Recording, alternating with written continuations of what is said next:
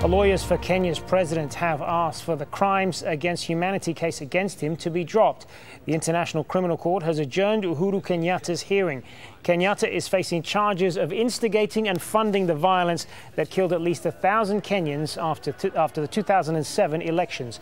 Prosecutors admit they don't have enough evidence and blame Kenya's government for obstructing their investigation.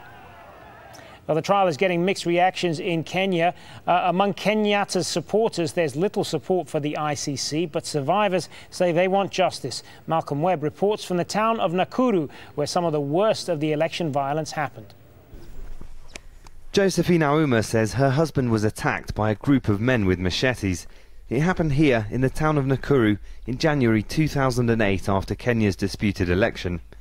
She says he ran into these reeds to hide. Beneath them is a deep pit of sludge. She never even found his body.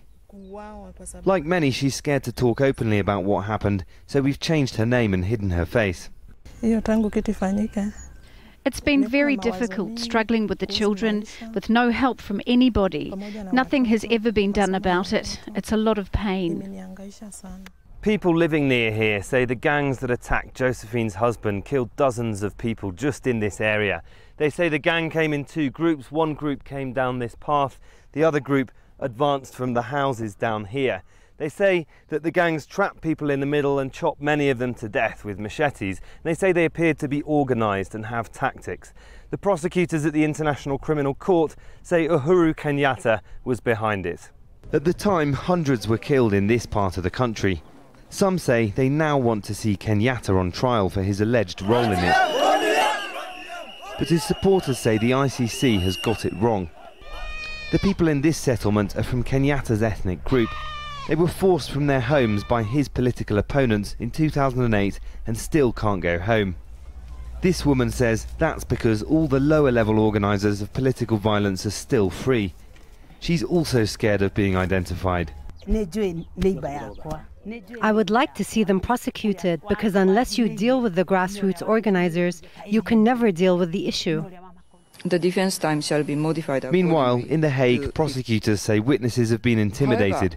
The defense says evidence is lacking because Kenyatta's not guilty. Power and politics. But aside from the ICC, human rights activists say justice back in Kenya for what happened is lacking. There are still 1,133 victims whose voices we will never hear because they were permanently silenced. There are over 500,000 people who are displaced and many, many hundreds of women who are raped. Those people are still crying out for justice.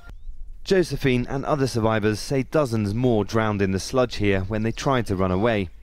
And they say without any justice, it could all happen again. Malcolm Webb, Al Jazeera, Nakuru, Kenya.